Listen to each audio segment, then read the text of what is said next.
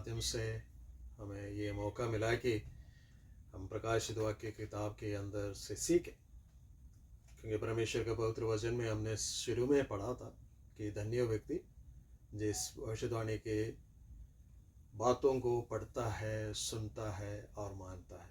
सो परमेश्वर हमें मौका दे रहे कि हम इस भविष्यवाणी के बातों को सुने, पढ़े और माने। सो आज हम कलीसिया के भीतर जा रहे, जहां पर प्रभु यीशु मसीह ने स्वयं अलग अलग 7 कलीसियाओं के नाम अपना संदेश देते हैं। सो पहला संदेश प्रभु यीशु मसीह यहाँ पर जो देते हैं वो है इफिसस के कलीसिया के लिए। इफिसस के कलीसिया, जैसे कि मैंने पिछले बार भी कहा था कि ये 7 कलीसिया जो हैं आज के तुर्किस्तान में पाए जाते थे उन दिनों में, एशिया माइनर। और इसका ऐतिहासिक पृष्ठभूमि है और हमारे लिए वर्तमान समय में रहने वाले विश्वासियों के लिए कुछ आत्मिक बातें सीखने के लिए हैं। और आने वाले दिनों में कौन से कलीसिया, किस प्रकार के कलीसिया को उठाने के लिए या ले जाने के लिए प्रभु यीशु मसीह आ रहे हैं, इस विषय के बारे में भी साफ अक्षरों में इन कलीसियाओं के संदेश के द्वारा प्रभु यीशु मसीह प्रकट करते हैं। और ये 7 कलीसिया जो हैं विभिन्न समय के कलीसिया के ऐतिहासिक समय को बताते हैं। सो सबसे पहला जो इफिसस का कलीसिया है वो कलीसिया का शुरुआत से लेकर जब तक प्रेरित जीवित थे, लगभग AD 100 तक का उस समय काल को इफिसस का कलीसिया दर्शाती है। और इफिसस तुर्किस्तान में एक बंदरगाह शहर था, है ना, सी पोर्ट सिटी था, जहां पर व्यापार होता था। बहुत सारे लोग वहां पर व्यापार करने आते थे और एक धनी जगह था।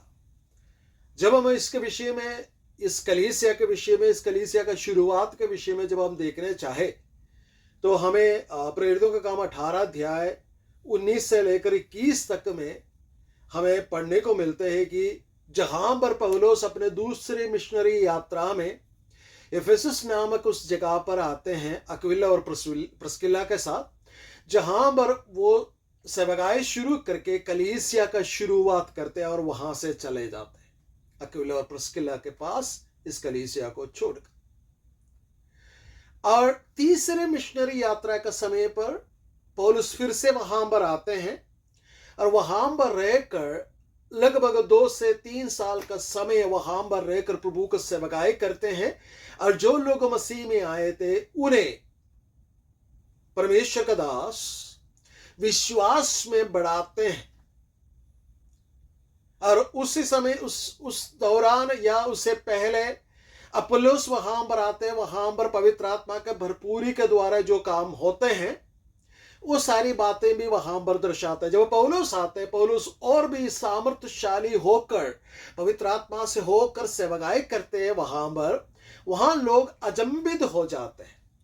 जैसे कि दुष्ट आत्मा निकल जाते हैं, जैसे कि क्या बोलते हैं, पौलुस के अंगोछा, है ना, कर्चीफ बीमारों पर डालते तो चंगे हो जाते हैं। ये सारी बातें देखकर वहां के लोग बहुत अचंभित हो जाते। विशेष उस जगह के विषय में बताया गया कि बहुत सारे जादू टोना करने वाले लोग थे वहां पर।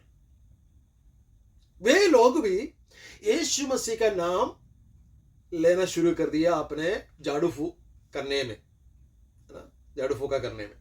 सो जादू टोना करने वाला वहां पर लिखा है कि वहां पर एक याजक था, याजक 7 पुत्र थे। याजक का नाम लिखा गया कि स्कोवा, है ना, स्कोवा नामक एक राजा था, एक याजक था, उसके 7 पुत्र थे। वे भी अपने जो जादू टोना करने के लिए, किसी का दुष्टात्मा निकालने के लिए चले जाते हैं और वो कहते हैं कि मंत्र तंत्र पढ़ने से अच्छा है कि हम यीशु का नाम ले लेते हैं। वे जाकर कहते हैं कि उस दुष्टात्मा से कहते हैं कि पौलुस जिसका प्रचार करते हैं उस यीशु मसीह के नाम से निकल जा।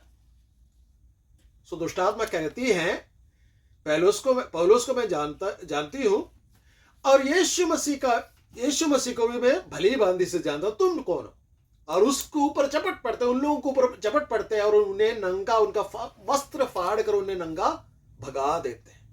ये बात जब वहां पर होते हैं, उस जगह पर लोगों के अंदर बहुत भय छा जाता है। परमेश्वर अपने महिमा और परमेश्वर अपना सामर्थ उन लोगों के बीच में प्रकट किया, जहां पर यहूदी यूनानी लोग इकट्ठे होकर रहते। तो उस समय में लगभग 2.5 लाख से लेकर 3 लाख लोग वहां पर रहते थे। उन लोगों के बीच में परमेश्वर का दास सेवकाई करते हैं और कलीसिया बढ़ोतरी प्राप्त करते हैं, और क्योंकि परमेश्वर के आत्मा प्रभावशाली ढंग से वहां पर कार्य करते हैं।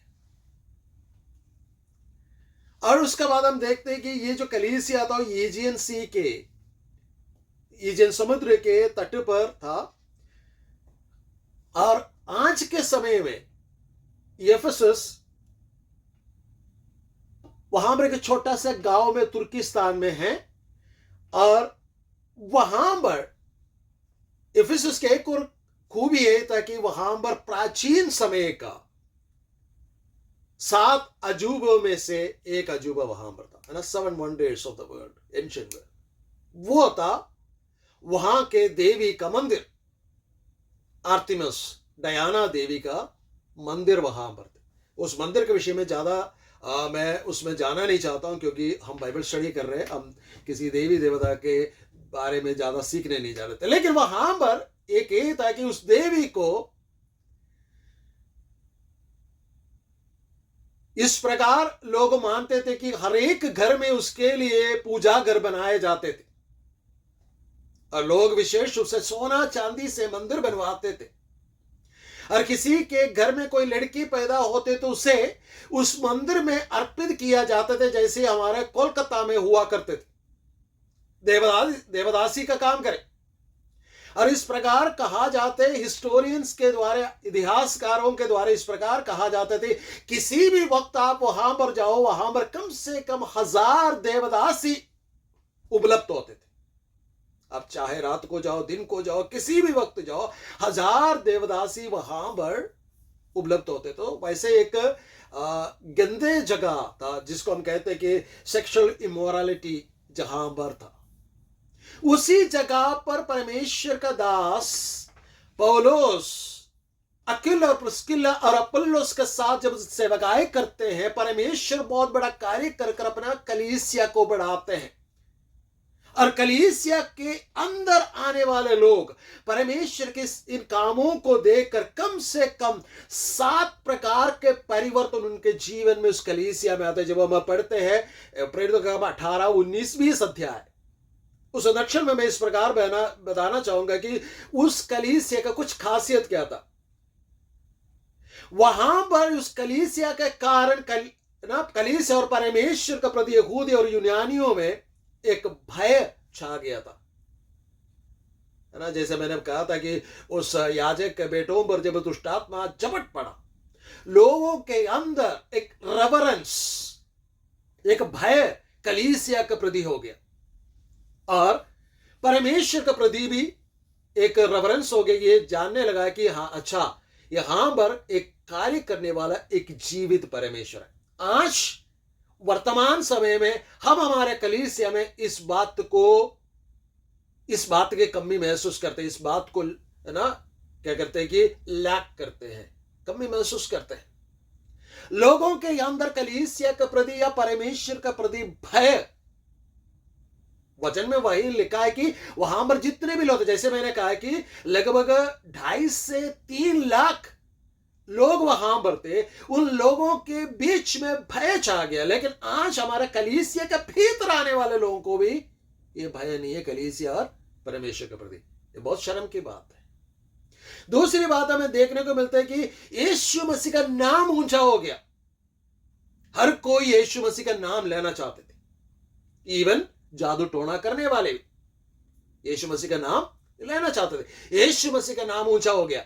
आज अगर हम हमारे समय के अनुसार देखें, लोग किसका नाम ऊंचा करते हैं? प्रचारकों का, शिक्षकों का, अपने पत्नी के बच्चों का, अपने कलीसिया का। कोई भी प्रभु यीशु मसीह का नाम ऊंचा करना नहीं चाहते। या तो अपने पढ़ाई का महत्वता देना चाहते हैं, लेकिन वहां पर यीशु मसीह का नाम ऊंचा होने लगा। और तीसरी बात, वहां पर इस प्रकार देखने लगते हैं कि वहां लोग बिना किसी के कहे वो विश्वासी बनने लगे। किसी को जबरन करने की जरूरत नहीं था। वे कहने लगा कि ये जीवित परमेश्वर है, सामर्थ्यशाली परमेश्वर है, परमेश्वर के दासों के द्वारा सामर्थ्य काम होता है, कलीसिया में सामर्थ्य काम होता है, इसलिए हमें विश्वासी बनकर हमारे जीवन में भी बदलावट लाना चाहिए। चौथी बात हमें देखने को लगता है कि अपने बुरी आदतों को मानकर पश्चाताप करते थे। वहां के लोग, प्रेरितों के काम से मैंने निकाला है 18, 19, 20 अध्याय में, आप पढ़कर देख लेना। लोगों ने क्या किया, जो कलीसिया में आया उन्होंने क्या किया, अपने बुरी आदतों से पश्चाताप किया। सवाल, क्या हमारे कलीसिया में आने वाले लोग या हम बुरी आदतों से पश्चाताप करते हैं?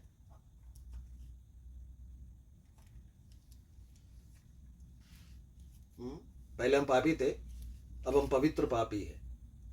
अर्थात हम पाप करने के बाद उसको हम जस्टिफाई कर लेते हैं। पहले में जस्टिफाई करने नहीं आता था, अब हम थोड़ा बहुत बाइबल जानते हैं, थोड़ा बहुत प्रचार सुनते हैं, इसलिए क्या करते हैं, हमारे पापों को हम जस्टिफाई कर लेते हैं, पवित्र पापी बन जाते हैं। नहीं, लोगों ने क्या किया, अपने बुरी आदतों के प्रति पश्चाताप किया। क्या हमारे कलीसिया में ऐसा होता है बुरी आदतों के प्रति? अगर प्रभु में आते हैं, आपके अंदर कोई बुरी आदत है, तो प्रभु के पवित्र वचन के अनुसार उसी दिन उस पर फुल स्टॉप लगना चाहिए। कई लोग बोलते हैं कि नहीं, मैं क्या बोलते 50 सिगरेट पीता था, धीरे धीरे करके एक एक करके छूट के 1 साल में, 3 साल में, 10 साल में पीने की आदत। नहीं, ऐसा नहीं है। प्रभु में आने से पूरा परिवर्तन होना चाहिए, नहीं तो फिर हमारे मन फिराव में थोड़ा सा दिक्कत है। ठीक है, अगली बात क्या है कि एक अच्छी बात लिखा है, वहां पर जितने भी जादू टोने करने वाले लोग थे, वे सब अपने पोतियां इकट्ठा करके, किताबें थी जादू टोने की, इकट्ठा किया और सबके सामने जला डाला। सबके सामने जला डाला। लोगों ने अपने पोतियां संभाल कर रखे थे, उसे क्या कीर दिया, उनको पता लग गया कि जीवित परमेश्वर है, इसलिए क्या करना है, इसकी जरूरत अभी हमें नहीं है, उसे जला डाला। हम अगर कोई चीज ऐसा है हमारे जीवन में, क्या हम जलाते हैं, हम छोड़ देते हैं? मेरे शुरुआती मिनिस्ट्री में सेवकाई का समय में एक परिवार विश्वास में आया और वो बहुत ही ज्यादा मूर्ति पूजक थे, और उन्होंने मुझसे कहा कि देखो, अभी हमने मूर्तियों को छोड़ दिया, प्रभु यीशु मसीह को सच्चा परमेश्वर को जान लिया, हम सोचते कि इन मूर्तियों को उठाकर फेंके, फिर हम सोचते कि हम हजारों रुपए खर्चा किया, तो ऐसा कर लेते हम अपने पड़ोसी को दे देते, है ना। हम भी ऐसे सोचते कई बार, लेकिन हमारे लोगों ने क्या किया, उन्होंने इकट्ठा किया, जहां जहां घूस बैठे थे सबको इकट्ठा किया, सारे पोथियां इकट्ठा किया और क्या किया, और उसे जला डाला।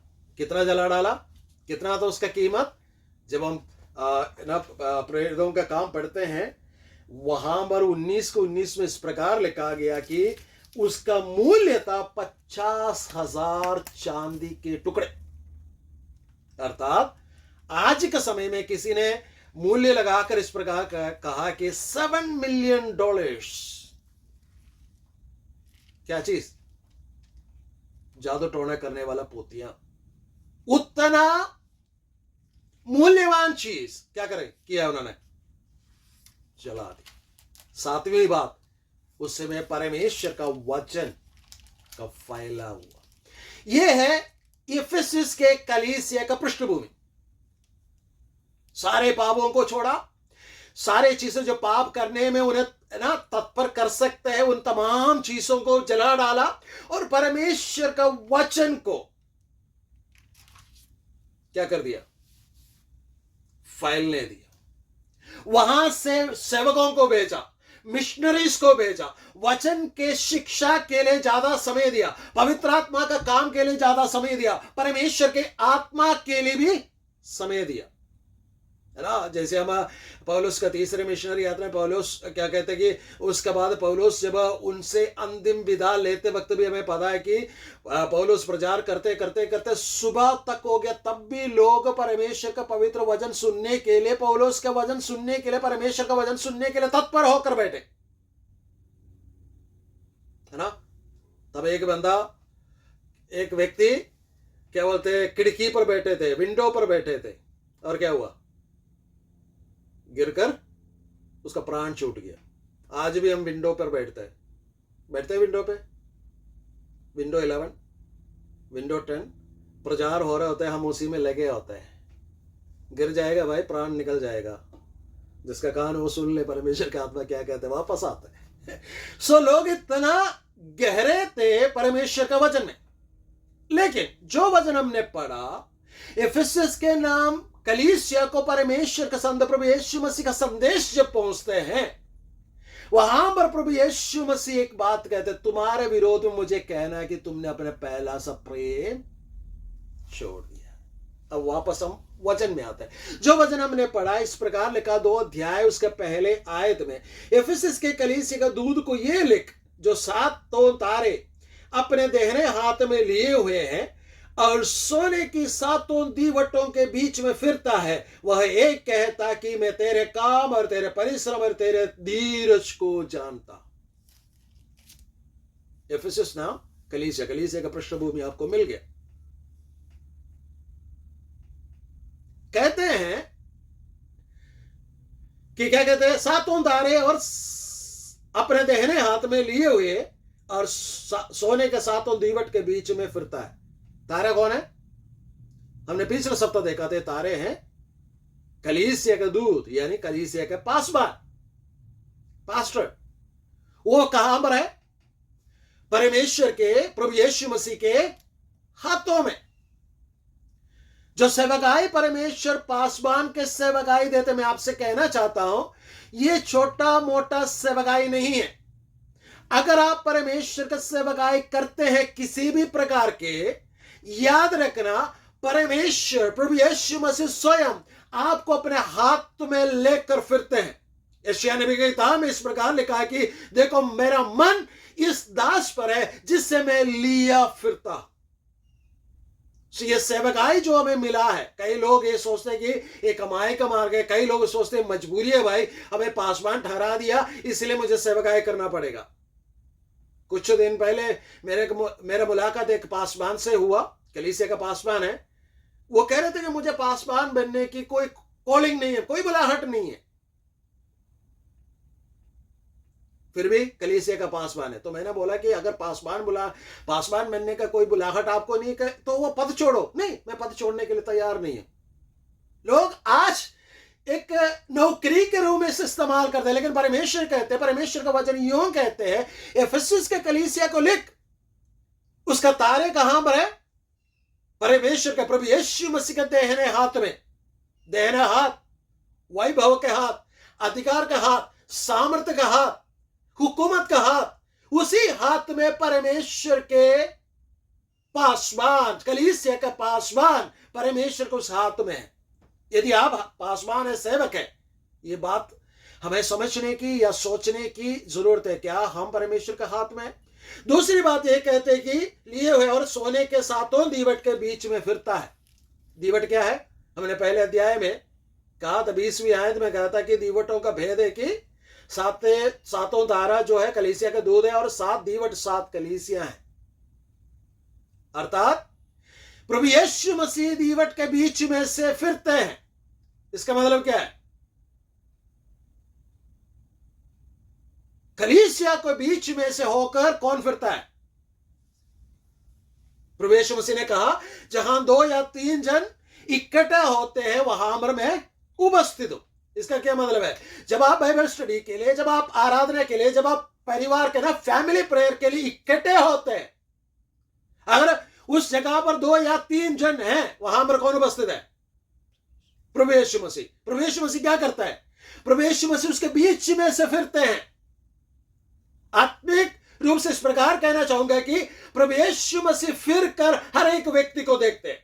दूसरी बात, ऐतिहासिक रूप से कहे तो इस प्रकार कहना चाहेंगे कि कलीसिया का शुरुआत से लेकर 7 कलीसिया के विषय में इस प्रकार लिखा गया कि प्रभु यीशु मसीह के दूसरी आगमन के पहले पहलू तक प्रभु यीशु मसीह इन कलीसियाओं के देख रेख कर रहे हैं।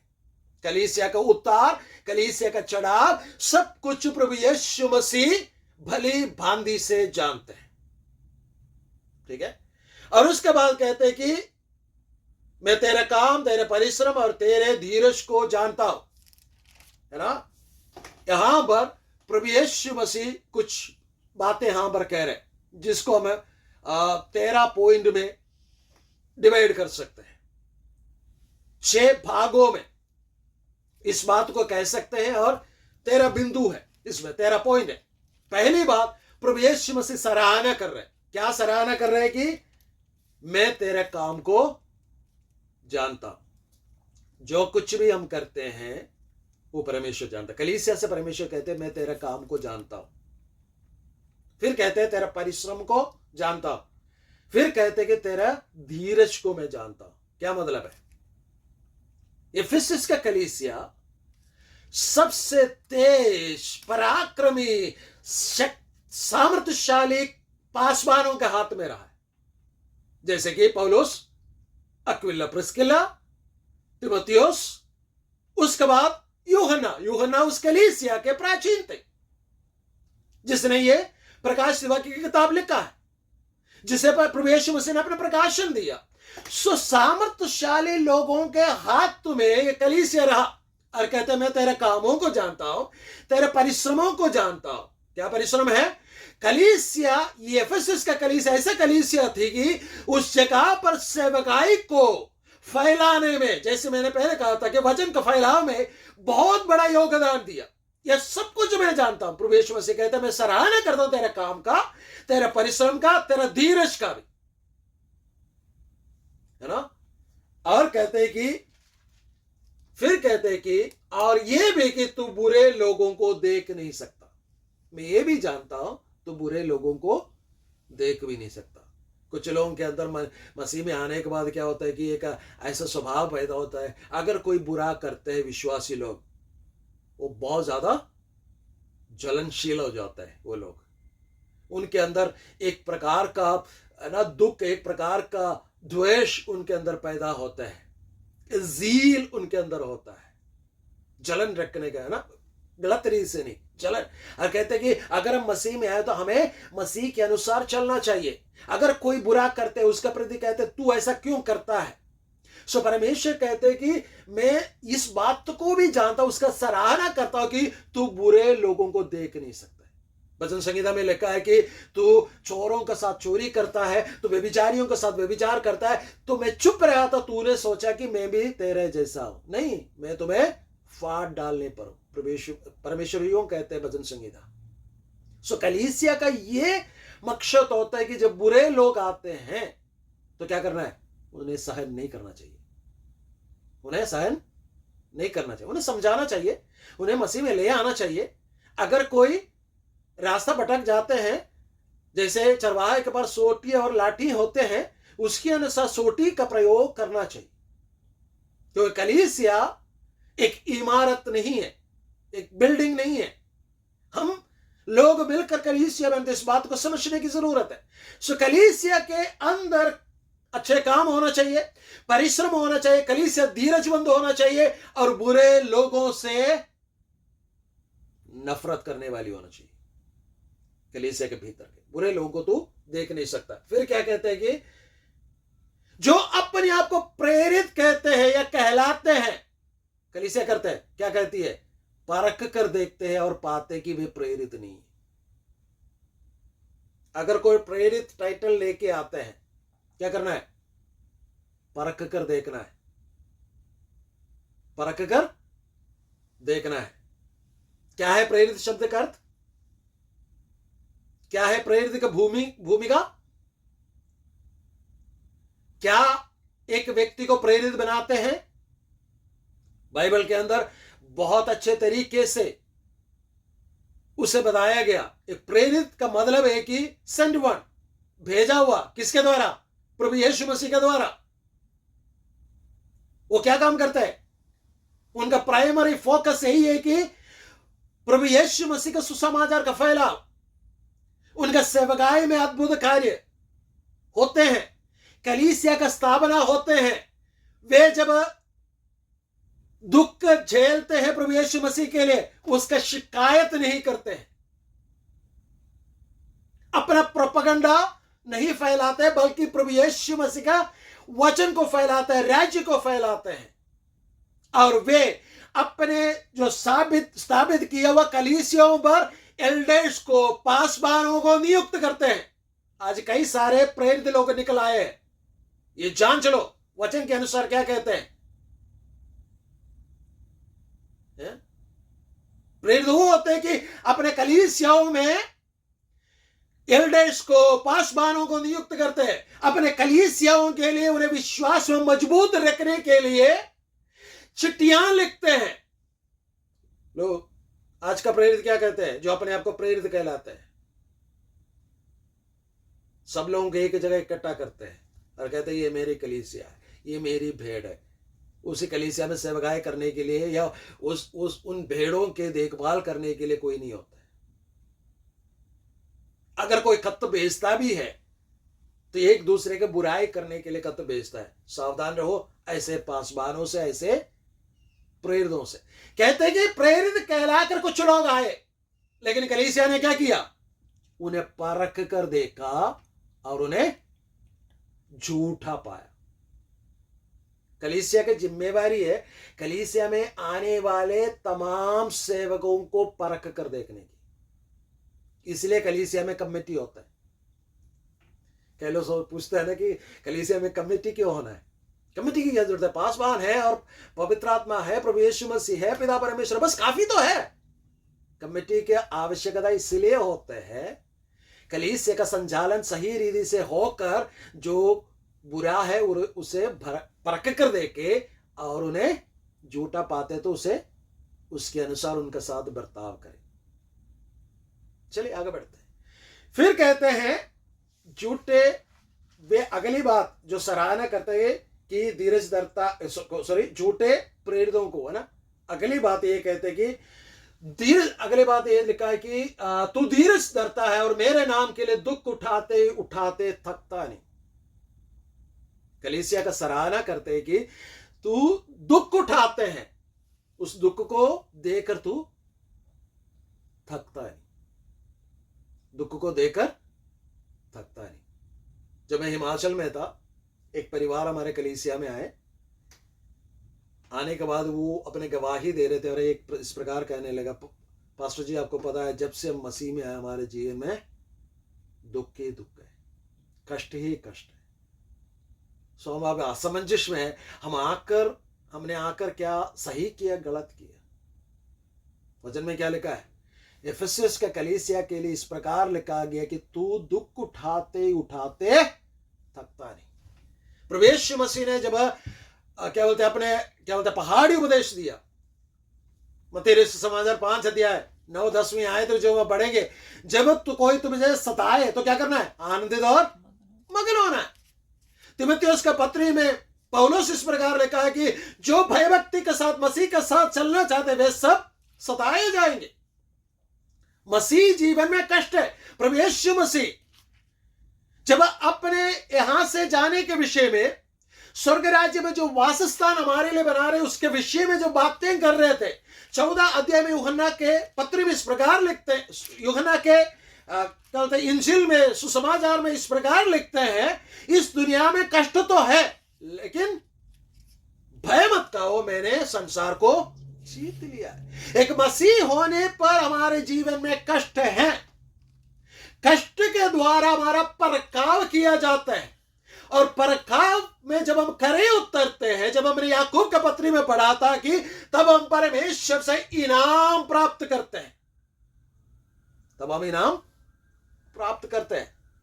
एक विश्वासी को अगर जीवन में कष्ट आते हैं, उस कष्ट में उसे थकना नहीं चाहिए, बल्कि उस कष्ट में स्थिर रहकर परमेश्वर का महिमा को बढ़ाना चाहिए, क्योंकि सब कुछ मिलाकर परमेश्वर क्या करते हैं? भलाई को उत्पन्न करते हैं, परमेश्वर अपना महिमा देते हैं। और कुरिन्थियों के पत्र में पौलुस इस प्रकार लिखते हैं, हमारे जो कष्ट है वो थोड़े ही देर के लिए, उसके बाद हमें क्या मिलने वाला है? तेजस मिलने वाला है, परमेश्वर से महिमा मिलने वाला है। यहां पर परमेश्वर से सराहना करते, तू दुख उठाते उठाते थकता नहीं। ठीक है, अगली बात फिर क्या कहते हैं? पर मुझे तेरे विरुद्ध यही कहना है कि तूने अपना पहला सा प्रेम छोड़ दिया है। आज फरवरी 14 तारीख है, सबको पता है प्रेम प्रेम प्रेम प्रेम प्रेम, है ना? लेकिन प्रभु यीशु मसीह कहते हैं हम सही जगह पर आ जाए हैं। प्रभु यीशु मसीह कहते हैं आज 14 फरवरी है, लेकिन मैं तुमसे चिताना चाहता हूं, तुम्हें बताना चाहता हूं, तुमने क्या कर दिया? पहला सा प्रेम छोड़ दिया है। पौलुस के द्वारा, अक्विला प्रिस्किल्ला के द्वारा एक कलीसिया का स्थापना की गई। उस कलीसिया का प्राचीन रह चुके यूहन्ना, और यूहन्ना के द्वारा प्रभु यीशु मसीह यूं कहते हैं, तुमसे मुझे कहना है, तुम्हारे विश्वास में आकर कलीसिया शुरू होकर लगभग 30 साल ही हुआ है। इस 30 साल के अंदर क्या हो गया? तुमने अपना पहला सा प्रेम छोड़ दिया है। प्रभु यीशु मसीह ने अपना प्रेम नहीं छोड़ा। They have changed. They left him. ये willful act है ना, अपने सो इच्छा से किया हुआ एक कार्य प्रभु यीशु मसीह को छोड़ देते हैं या प्रेम छोड़ देते हैं। मैं आपसे सवाल करना चाहता, आपने प्रभु को ग्रहण किया, मसीह में आया, जिस दिन आपने प्रभु को ग्रहण किया, आपके दुख में, आपके पाप में, आपके परेशानी में आपने प्रभु को ग्रहण किया, जो शांति आपने पाया था, तब आपने बहुत सारे निर्णय लिया कि मैं प्रभु के साथ चलूंगा, मैं प्रभु का सेवा करूंगा, मेरे अंतिम श्वास तक मैं प्रभु के लिए दूंगा। क्या आज वो स्पिरिट आपके अंदर है? क्या वो जोश आपके अंदर है? लो, परमेश्वर कहते हैं 30 साल ही हुआ है, आज भी बड़े आश्चर्य कर्म कलीसिया में हो रहे, लेकिन क्या हो गया? तुम्हारा पहला सा प्रेम तुमने छोड़ दिया। इफिसस का कलीसिया, प्रेरितों से चलाई हुई कलीसिया, पहली शताब्दी के कलीसिया, ज्यादा उम्र नहीं हुए कलीसिया के, कलीसिया में आकर ज्यादा देर नहीं हुए, लेकिन पहला सा प्रेम छोड़ दिया। तो परमेश्वर क्या आदेश देते हैं? इसीलिए तेरे में तय कहना है कि तूने अपना पहला सा प्रेम छोड़ दिया है, इसलिए स्मरण कर कि तू कहां से गिरा है और मन फिरा और पहले के समान काम कर। आदेश दे रहे 3 बातें। सबसे पहली बात, स्मरण कर, याद कर, चेत कर। क्या क्या स्मरण करना है? यशायाह नबी की किताब इस प्रकार कहते हैं, अब्राहम जिस जगह से मैंने तुझे काट कर ले आया उस जगह को स्मरण कर। रोमियो का पत्र में इस प्रकार लिखा है कि हम स्वाभाविक रूप से प्रभु यीशु मसीह के जैतून का पेड़ नहीं थे, जंगली थे। हमें परमेश्वर ने तोड़कर, हमें परमेश्वर ने उस ओलिव ट्री में, उस जैतून के पेड़ में लगा दिया। तो हमें क्या करना है? हमें घमंड नहीं करना है, बल्कि परमेश्वर से प्रेम करते हुए आगे बढ़ना है। स्मरण करो कहां से परमेश्वर ने हमें निकाला। 40वां भजन संगीता में परमेश्वर के दास इस प्रकार कहते हैं, मुझे परमेश्वर ने अदा गड्ढे में से, दलदल की कीच में से उभारा है और चट्टान पर खड़ा किया। यदि प्रभु यीशु मसीह में आपको खड़ा किया है तो क्या करना है? जितना ज्यादा परमेश्वर ने आपसे प्रेम किया, जितना ज्यादा परमेश्वर आपके जीवन में कार्य करते हैं, उससे बढ़कर परमेश्वर से प्रेम करने की कोशिश करना है। यूहन्ना 21 अध्याय में प्रभु यीशु मसीह ने पत्रोस से पूछा, पत्रोस क्या तुम मुझसे प्रेम करते हो? कितना बार? 3 बार। आज मुझसे और आपसे भी ये सवाल करते हैं, स्मरण कर। दूसरी बात क्या करते हैं? मन फिरा। स्मरण करने से कोई फायदा नहीं है, उसे क्या करना है? मन फिरना है। मन फिरने का क्या मतलब है? अबाउट टर्न, रास्ता रोको, नए रास्ते पर चल पड़ो। अब ये मत सोचो कि 40 साल से आप कलीसिया में आते हैं अब स्वर्ग जाएंगे, नहीं। जिस दिन आपने प्रभु यीशु मसीह ग्रहण किया उसी दिन का जोश आपके अंदर है क्या?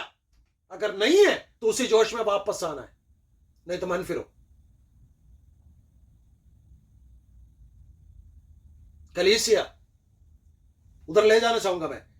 हर रोज मिलती थी, हर रोज प्रेरितों से शिक्षा पाते थे, हर रोज रोटी तोड़ते थे, लेकिन समय बीतने पर क्या हो गया? सप्ताह में एक दिन हो गया। रोटी का कब तोड़ते हैं? महीना में एक बार हो गया। प्रभु वश नहीं, कई कई बार तो 2 महीने में एक बार होता है। रोज कलीसिया में बपतिस्मा होते थे, लेकिन समय बीतने पर साल में एक बार कर दिया गया।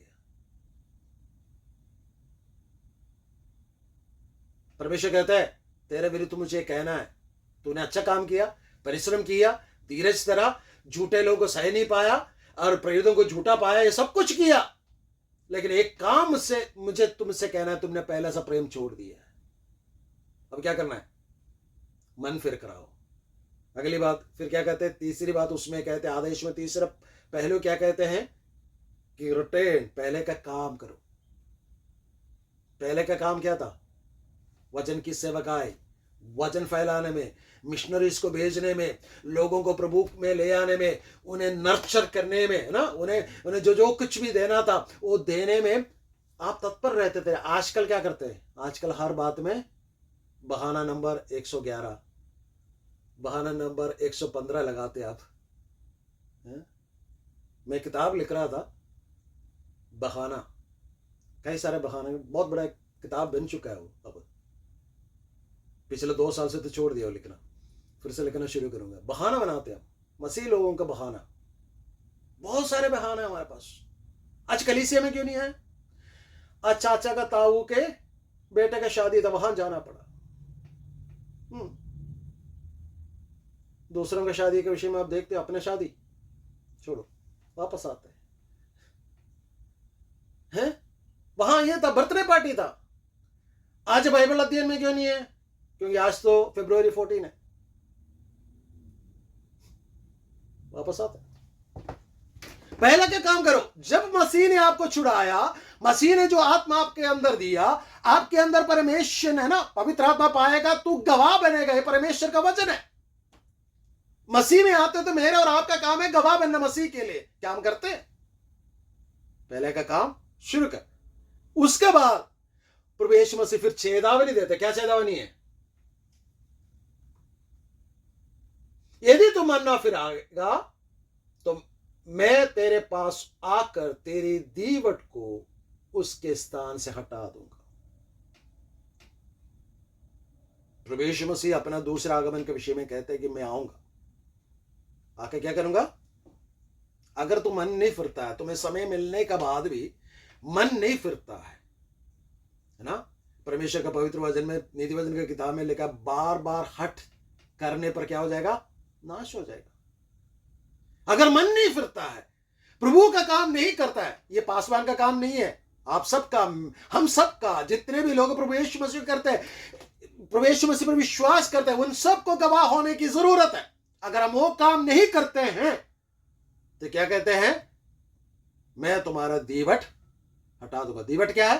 कलीसिया। परमेश्वर ने कलीसिया हटा दिया। आज एफेसस नाम के जगह नहीं है, वहां हमारी एक छोटी सी गांव है तुर्किस्तान में, जिसका नाम है यासलूक। एफेसस नाम तक मिट गया, बहुत बड़ा सिटी था। यासलूक नाम के एक छोटा सा गांव है जहां पर एफेसस का कलीसिया। मन ना फिरने पर दीवट हटा दिया जाएगा। फिर कहते हैं, परमेश्वर सलाह देते हैं, उसके बाद क्या करते हैं? पर हां, तुझ में यह बात तो है कि तूने निकलियों के कामों को घृणा करता है, जिसे मैं भी घृणा करता हूं। यह सराहना है?